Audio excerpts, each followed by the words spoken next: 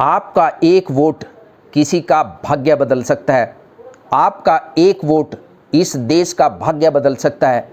आपका एक वोट आपके इलाके का भाग्य बदल सकता है। आपका एक वोट आपके प्रदेश का भाग्य बदल सकता है। इसलिए आपका जो वोट है वो आपका भाग्य बदल सकता है, आपके परिवार का भाग्य बदल सकता है और आपकी आने वाली पीढ़ियों का भाग्य बदल सकता है। इसलिए आप वोट करने के लिए ज़रूर जाइए। एक वोट की कीमत तुम क्या जानो रमेश बाबू, ये डायलॉग आपने सुना होगा, लेकिन ये इतिहास में दर्ज है कि एक वोट से सरकार गिर गई। एक वोट से वो कौन व्यक्ति था जो मुख्यमंत्री बनते बनते रह गया, मुख्यमंत्री नहीं बन पाया। जो एक सपना होता है व्यक्ति का कि मैं अपने जीवन में, कोई भी राजनेता सपना देखता है कि मैं मुख्यमंत्री के पद तक पहुंचूं या प्रधानमंत्री के सर्वोच्च पद तक जाऊं। वो कौन व्यक्ति था जो विधायक बनते बनते एक वोट से हार गया? वो कौन सा देश था जिसकी भाषा बदल गई केवल एक वोट से? वो कौन व्यक्ति था जो एक वोट से एक पार्टी का अध्यक्ष बन गया? और वो कौन व्यक्ति था, किस देश का व्यक्ति था जो एक वोट से राष्ट्रपति बन गया? ऐसे बहुत से उदाहरण हैं, लेकिन हम अपने देश की ही अगर बात करें तो यहाँ अनेकों उदाहरण ऐसे हैं जो एक वोट की कीमत से भाग्य बदल दिया सरकारों का, या सरकारें गिर गई। हर व्यक्ति ये सोचता है कि मेरे वोट की कीमत क्या है। एक वोट की कीमत अगर जाननी है तो उन लोगों से जानिए जिनकी सरकार एक वोट से गिर गई। हम बात कर रहे हैं 1999 में अटल बिहारी वाजपेयी की सरकार, जो 13 महीने की सरकार थी।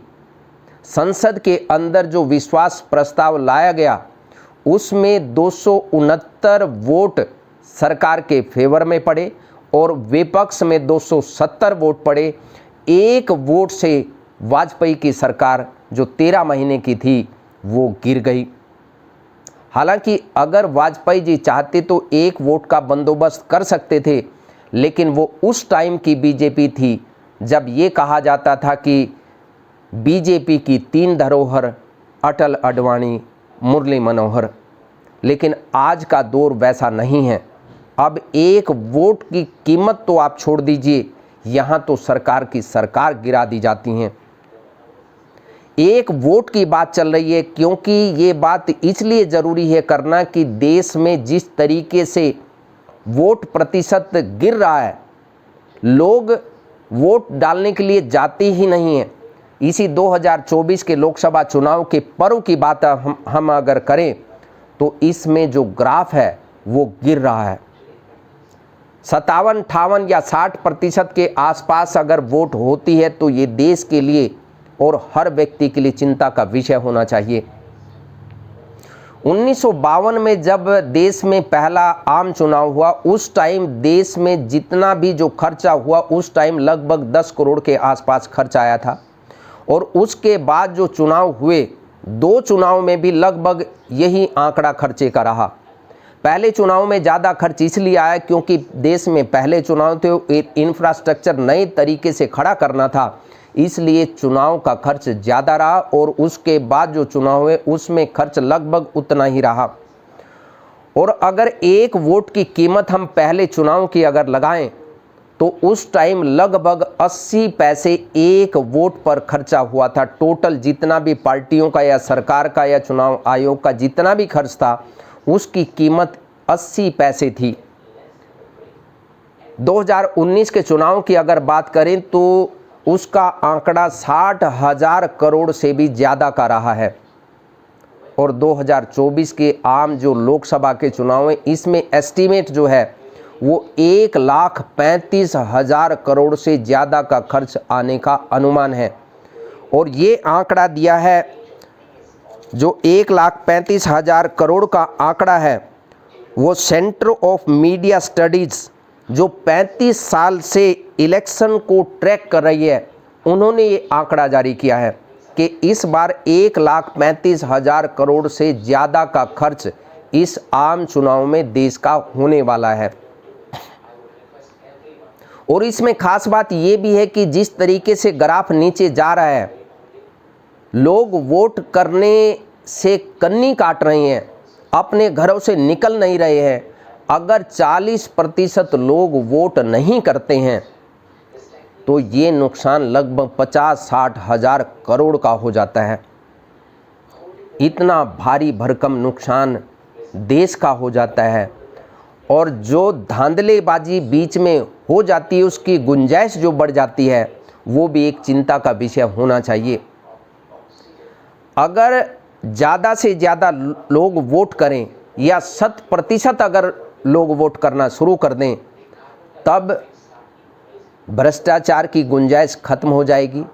जिस प्रकार ये कहते हैं कि ईवीएम से छेड़खानी हो गई है या इस प्रकार से वोट डालने का काम कर दिया गया या चुनाव आयोग गड़बड़ कर रहा है, जो आज की डेट में निकल के आ रहा है कि जो डाटा इलेक्शन कमीशन तुरंत रिलीज करता था, वो डाटा अब कई दिनों के बाद जो रिलीज करता है उसमें काफ़ी अंतर दिखाई देता है। अगर 100% या 95% वोटिंग हो तो चाहकर भी कोई व्यक्ति इस प्रकार धांधली नहीं कर सकता है। इसलिए देश के हर नागरिक को सजग होने की ज़रूरत है। उसके वोट की कीमत कितनी है, ये सोच करके आप हैरान रह जाएंगे। 2024 के ये जो चुनाव चल रहे हैं, इसमें 1,35,000 करोड़ खर्च होने का जो अनुमान दर्शाया गया है। टोटल वोट जो पूरे देश में हैं वो लगभग 96.6 करोड़ मतदाता हैं। उसके हिसाब से अगर आकलन करें तो 1400 रुपये एक वोट की कीमत पड़ती है। जो खर्चा एक वोट के ऊपर हो रहा है वो 1400 रुपये है। आप विचार कीजिए कि आपके वोट के लिए 1400 रुपये लगाए जा रहे हैं, इन्वेस्ट हो चुके हैं, समझिए। बावजूद इसके अगर आप वोट करने नहीं जा रहे हैं तो आप सीधे तौर से 1400 रुपये का नुकसान तो कर ही रहे हैं। इसके साथ साथ आप देश का बहुत भारी नुकसान करने वाले हैं, क्योंकि आपके वोट ना देने से परसेंटेज ऑफ वोट कम हो जाता है और इससे ऐसे ऐसे व्यक्ति चुनाव जीत जाते हैं जो कहीं भी डिजर्व नहीं करते, जो हार सकते थे। उनकी जगह पर कोई अच्छा व्यक्ति चुनाव जीत सकता था। इसलिए ये आपकी नैतिक जिम्मेदारी बनती है कि आप अपने वोट को डालने के लिए चुनाव बूथ पर ज़रूर जाएं। इसके साथ साथ अपने परिवार के सदस्यों को ज़रूर लेकर के जाएं। आपने इष्ट मित्र प्यारे उनको जागरूक करने का काम करें, आसपास के लोगों को जागरूक करने का काम करें। अब बात चल रही है एक वोट की कीमत। एक वोट की कीमत अगर आपने जाननी है तो हमने जिक्र किया कि 1999 में वाजपेयी सरकार, भारत सरकार गिर गई थी एक वोट से। 2008 में राजस्थान में चुनाव हुए और राजस्थान कांग्रेस के अध्यक्ष थे सीपी जोशी। सीपी जोशी मुख्यमंत्री के कैंडिडेट भी थे। वो नाथद्वारा से चुनाव लड़ रहे थे और नाथद्वारा से वो पहली बार ही चुनाव नहीं लड़ रहे थे, उससे पहले वो कई बार वहाँ से चुनाव लड़े और कई बार वहाँ के विधायक रहे भी। सीपी जोशी नाथद्वारा से एक वोट से चुनाव हार गए, एक वोट से। उनके मुकाबले बीजेपी के कल्याण सिंह चौहान चुनाव मैदान में थे। उनको वोट मिले 62,216 और सीपी जोशी को 62,215 वोट मिले।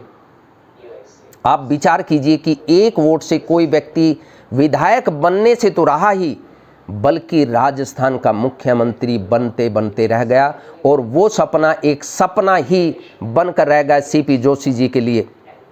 क्योंकि अगर वो एक वोट से जीत जाते तो उस टाइम राजस्थान के मुख्यमंत्री हो जाते 2008 में ही।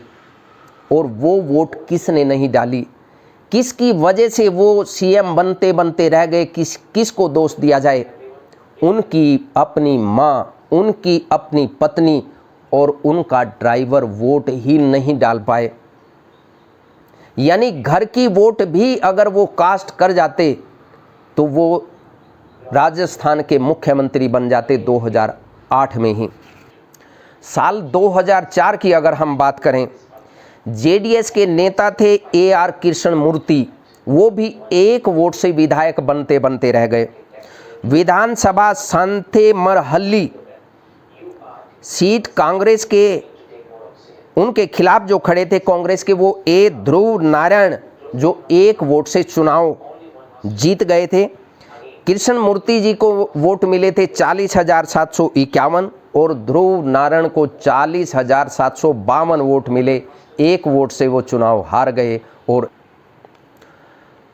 अब इंटरनेशनल बात की जाए कि 1 वोट की कीमत क्या है। 1875 में फ्रांस में राजशाही खत्म कर दी, वहाँ वोटिंग करवाई गई थी।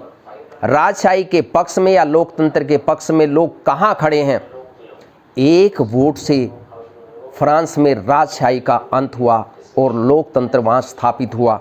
ये होती है 1 वोट की कीमत। 1776 में अमेरिका में एक जनमत संग्रह करवाया गया था और वहाँ वोटिंग करवाई गई थी और उसमें ये पूछा गया था लोगों से कि वहाँ जर्मन भाषा लागू की जाए या इंग्लिश भाषा लागू की जाए, और 1 वोट से अमेरिका में इंग्लिश भाषा को तवज्जो दी गई। अगर 1 वोट कम पड़ता या 2 वोट कम पड़ते तो जर्मन भाषा अमेरिका की होती, अंग्रेजी भाषा अमेरिका की नहीं होती। और 1910 में वहाँ एक रिपब्लिकन उम्मीदवार जो 1 वोट से हार गए थे, उससे बहुत ही पार्टी का मनोबल गिर गया था। अमेरिका की हम बात कर रहे हैं। 1923 की अगर बात करें, एडोल्फ हिटलर जो 1 वोट से नाजी पार्टी के अध्यक्ष बन गए थे और उसके बाद हिटलर का नाम क्या हुआ ये आप आसानी से समझ सकते हैं, ये इतिहास में दर्ज है। 19वें राष्ट्रपति रदरफोर्ड जो चुने गए थे वो 1 वोट से जीते थे। उनके पक्ष में 185 वोट पड़े और जो उनके विपक्ष में थे टिल्डेन, उनको 184 वोट पड़े। यानी अमेरिका के राष्ट्रपति 1 वोट से रदरफोर्ड बन गए थे। आप विचार कीजिए कि जब 1 वोट की इतनी कीमत है, तब आप अपने घर में बैठ कर के क्या कर रहे हैं। आपको अपने घर से निकल कर के अपने नज़दीक के बूथ में जा कर के अपने वोट को कास्ट करना चाहिए। और अगर सिंगल डिजिट की बात करें हम, 1 से लेकर 3 वोट तक या 10 से कम वोट तक, ऐसे तो अनेकों उदाहरण हैं जो लगभग 5 वोट से, 3 वोट से, 8 वोट से, 9 वोट से चुनाव जीतने का काम जिन्होंने किया, चुनाव हारने का काम लोगों ने करवाया। इसलिए अपने वोट की कीमत समझ। आपका 1 वोट किसी का भाग्य बदल सकता है। आपका 1 वोट इस देश का भाग्य बदल सकता है। आपका 1 वोट आपके इलाके का भाग्य बदल सकता है। आपका 1 वोट आपके प्रदेश का भाग्य बदल सकता है। इसलिए आपका जो वोट है वो आपका भाग्य बदल सकता है, आपके परिवार का भाग्य बदल सकता है और आपकी आने वाली पीढ़ियों का भाग्य बदल सकता है। इसलिए आप वोट करने के लिए ज़रूर जाइए। हमने बताया कि 1 वोट की क्या क्या कीमत है और उस कीमत को वही लोग बता सकते हैं जो 1 वोट से चुनाव हार गए। अगर आप अपना वोट नहीं डालते हैं तो वो किसी काम का नहीं है। 5 बजे के बाद उसकी कोई वैल्यू नहीं है और इसके साथ साथ आपकी भी कोई वैल्यू नहीं है, क्योंकि अगर आप अपना वोट कास्ट नहीं करते हैं तब आप किसी भी सरकार की आलोचना करने के अधिकारी नहीं हैं। इसलिए हमारी सरकार से भी मांग है कि इस पर एक पुख्ता कानून लाने की ज़रूरत है कि कोई भी व्यक्ति जानबूझकर अपना वोट डालने से अगर कोई बचता है तो उनके कुछ अधिकारों में कटौती होनी चाहिए, क्योंकि ये राष्ट्रीय पर्व है और इसमें जो मासूमियत से अपना वोट डालने नहीं जाते वो देश के साथ गद्दारी करने का काम करते हैं, क्योंकि ये नैतिक कर्तव्य है। इस नैतिक कर्तव्य को निभाते हुए हर व्यक्ति को वोट करना चाहिए और अगर कोई व्यक्ति जानबूझकर वोट नहीं करता है तब निश्चित तौर पर उसको पेनलाइज करने का प्रावधान होना चाहिए। ये नवनिर्माण पार्टी मांग करती हैं और हम आपसे प्रार्थना करते हैं कि आप अपना वोट डालने के लिए ज़रूर जाइए, ज़रूर जाइए, ज़रूर जाइए, क्योंकि ये देश की ज़रूरत है, ये आज समय की ज़रूरत है। आपके इलाके के विकास के लिए आपकी वोट ज़रूरी है, आपके परिवार के भविष्य के लिए एक आपकी वोट ज़रूरी है। वोट ज़रूर कीजिए और इस वीडियो को अगर आपको पसंद आया है तो ज़्यादा से ज़्यादा लोगों तक शेयर कीजिए, ताकि ज़्यादा से ज़्यादा लोगों को इसकी जानकारी मिल सके, वो प्रोत्साहित हो सकें, अपनी वोट डालने के लिए नज़दीक के बूथ पर जा सकें। और आपने अगर हमारे चैनल को सब्सक्राइब नहीं किया है तो कर लीजिए। आपका बहुत बहुत धन्यवाद। हम आपके और आपके परिवार के कुशल जीवन की कामना करते हैं। नमस्कार, जय हिंद। मैं MP कौशिक।